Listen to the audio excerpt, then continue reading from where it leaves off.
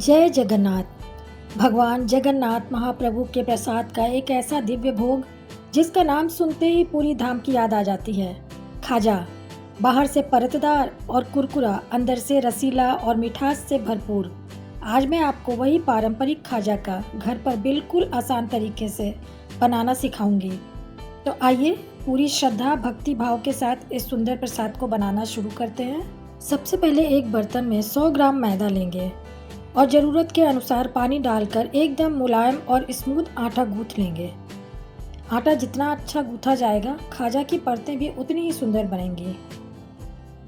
अब इसे ढककर थोड़ी देर आराम करने के लिए रख देते हैं। अब 2 बड़े चम्मच मैदा में 2 बड़े चम्मच घी डालकर इसे अच्छी तरह मिलाएंगे। इसे साटा कहते हैं। यही साटा खाजा की खूबसूरत परतों का सबसे बड़ा रहस्य है। क्या आप जानते हैं, पुरी जगन्नाथ मंदिर के महाप्रसाद को केवल भोजन नहीं बल्कि स्वयं भगवान का आशीर्वाद माना जाता है। मान्यता है कि जो श्रद्धा से महाप्रसाद ग्रहण करता है उस पर महाप्रभु की विशेष कृपा बनी रहती है। भगवान जगन्नाथ अपने भक्तों के भाव के भूखे हैं। भोग कितना बड़ा या छोटा है, इससे अधिक महत्वपूर्ण है उसमें समर्पण और श्रद्धा होना। अब बनाते हैं चाशनी। एक पैन में चीनी, पानी, केसर के धागे और चाहे तो 1 चुटकी फूड कलर डाल दीजिए। इससे अच्छी तरह पकाइए। पूरी मंदिर विशाल रसोई घर में आज भी मिट्टी के बर्तनों में लकड़ी की आंच पर महाप्रसाद बनाया जाता है। सबसे अद्भुत बात यह मानी जाती है कि एक के ऊपर एक कई हांडियां रखकर पकाने पर सबसे ऊपर वाली हांडी का भोजन सबसे पहले पक जाता है।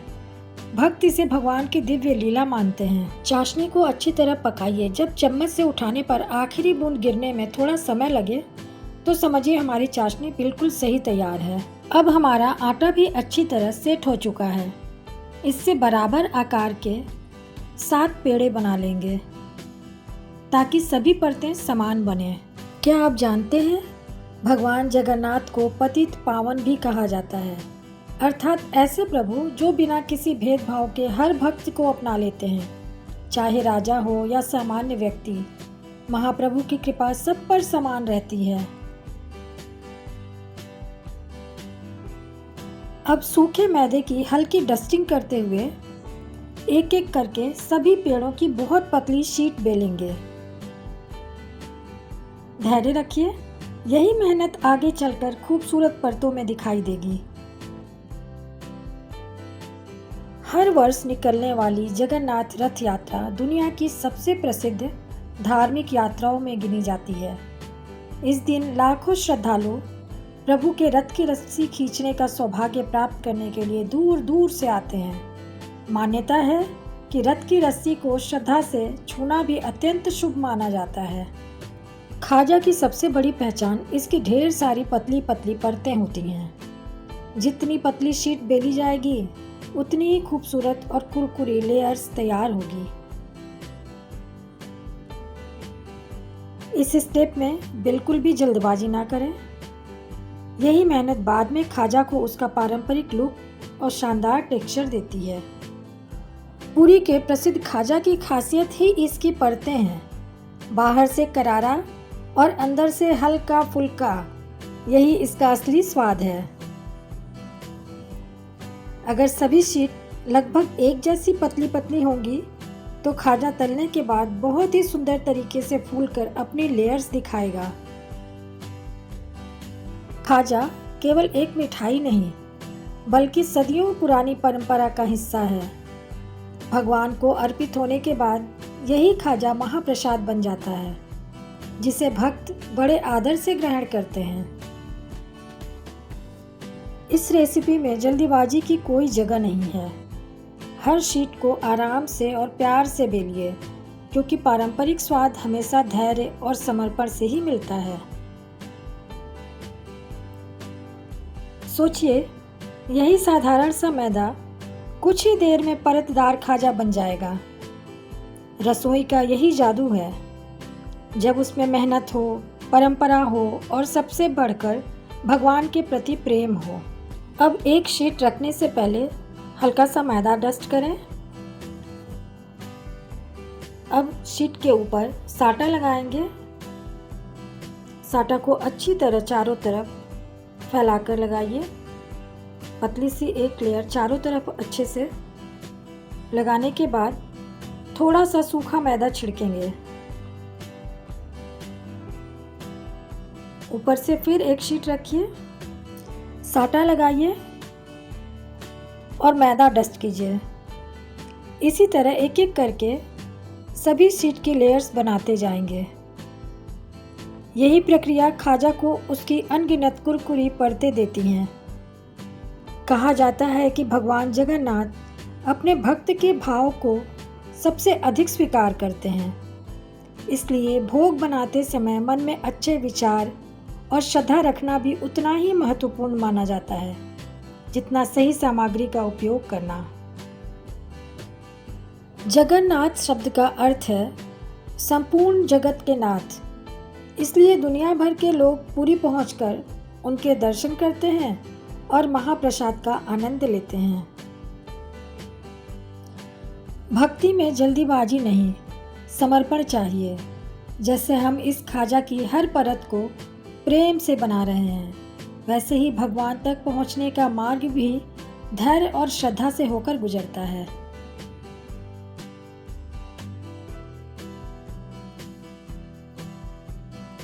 एक एक करके 6 लेयर्स को हमने लगा लिया है।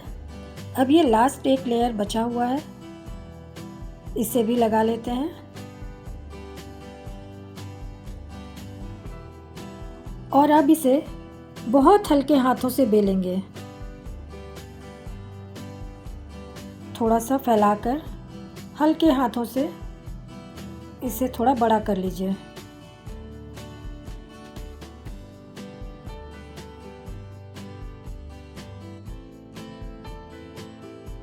अब ऊपर बचा हुआ साटा लगाकर पूरे में फैला लीजिए।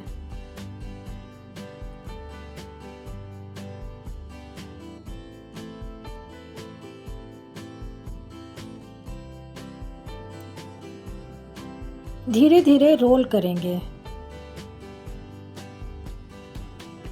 हल्के हाथों से घुमाते हुए, जल्दीबाजी बिल्कुल ना करें, तभी परतें सही बनेंगी। किनारों में साटा अच्छे से लगाएं ताकि हमारा खाजा खुले नहीं, और इसे हाथों से फैलाते हुए बिल्कुल हल्के हाथों से इसे रोल कर दीजिए। अब तेज चाकू से लगभग 1-1 इंच की चौड़ाई में काट लेंगे।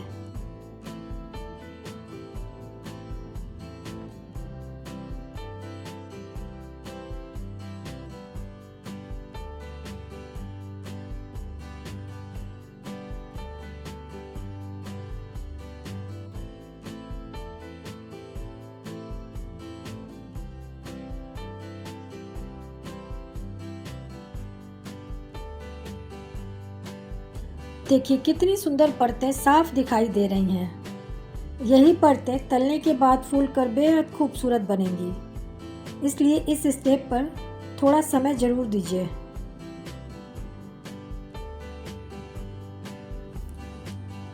अब इन्हें पलटना नहीं है, सीधा खड़ा रखिए, उंगली से हल्का सा दबाइए और बेलन से एक बार आगे एक बार पीछे बहुत हल्के हाथ से बेल लीजिए।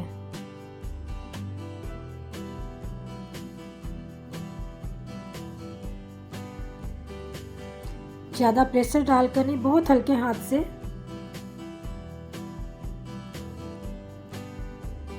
और इसी तरह सारे खाजे तैयार कर लीजिए।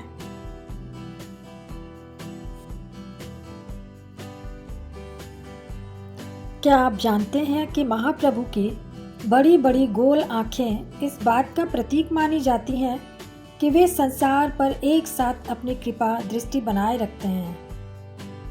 भगवान जगन्नाथ, बलभद्र जी और सुभद्रा जी का एक साथ विराजमान होना भाई बहन के प्रेम और परिवार की एकता का अद्भुत संदेश देता है।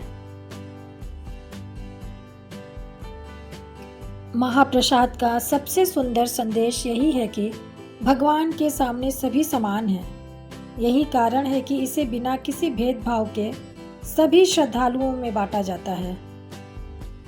खाना केवल पेट भरने का साधन नहीं है, बल्कि जब वही भोजन प्रेम और श्रद्धा से भगवान को अर्पित होता है, तब वही प्रसाद बनकर आत्मा को तृप्त कर देता है।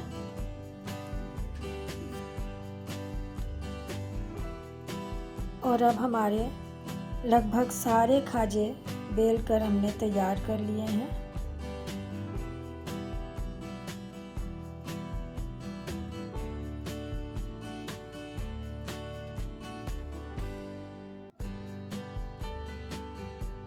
अब कढ़ाई में घी गरम करेंगे। ध्यान रखिए, घी बहुत ज़्यादा गर्म नहीं होना चाहिए। हल्के गर्म घी में 2-3 खाजा डालिए। डालते ही इन्हें बिल्कुल मत छुएं। जब ये खुद ऊपर आ जाएं, तब हल्के हाथ से पलटते हुए सुनहरा और कुरकुरा होने तक तल लीजिए। धीमी आंच पर तलने से खाजा की हर परत अलग अलग खुलती है और वही इसकी असली पहचान है। खाजा तलते समय सबसे ज़रूरी बात है कि गैस के फ्लेम को धीमी रखें। अगर घी बहुत गर्म होगा तो बाहर से रंग आ जाएगा, लेकिन अंदर की परतें अच्छी तरह नहीं खिलेंगी। देखिए, ये अपने आप धीरे धीरे अब ऊपर आ रहा है और परतें खुल रही हैं। अब इसे हल्का सा हिलाते हुए अलट पलट कर क्रिस्पी होने तक फ्राई कर लेंगे।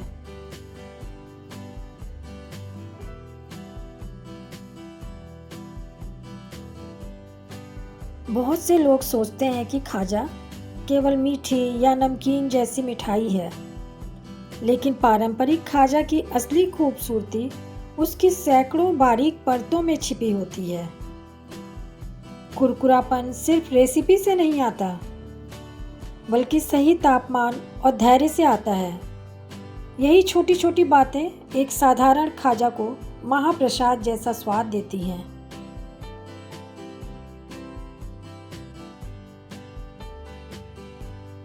अब ये बिल्कुल गोल्डन और क्रिस्पी हो गई हैं। इसे अब गर्मा गर्म सीधे ही चाशनी में डाल दीजिए।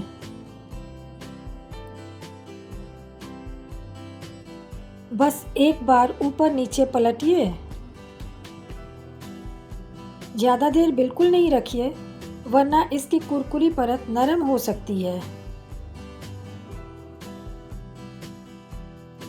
और इधर कढ़ाई में दूसरा बैच भी डालकर फ्राई होने दीजिए।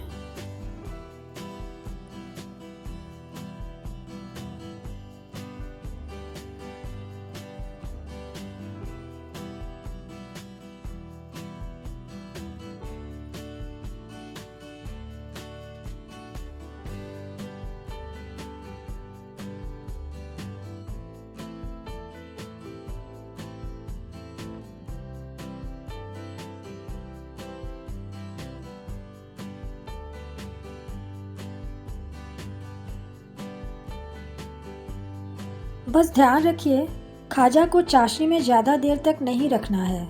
एक बार अच्छी तरह कोट होते ही तुरंत निकाल लीजिए। इससे इसकी कुरकुरी परतें भी बनी रहेंगी और मिठास भी बिल्कुल संतुलित आएगा। देखिए, चाशनी की हल्की सी चमक खाजा को कितना सुंदर बना रही है। यही इसकी पहचान है, बाहर से हल्की मीठी परत और अंदर से ढेर सारी कुरकुरी लेयर्स।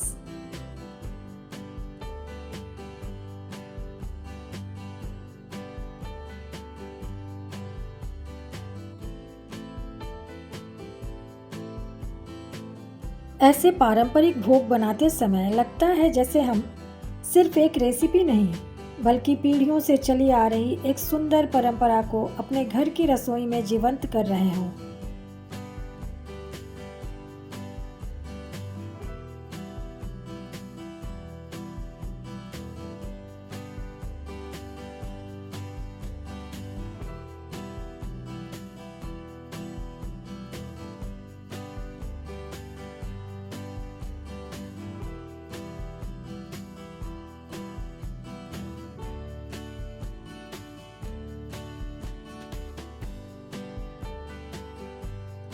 तो लीजिए, हमारा परतदार, कुरकुरा और रसीला खाजा पूरी तरह तैयार है।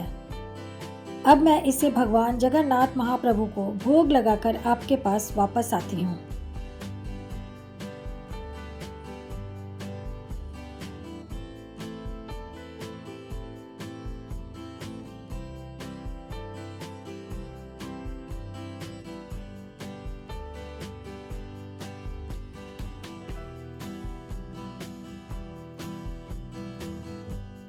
लीजिए, भगवान को भोग अर्पित करने के बाद मैं वापस आ गई।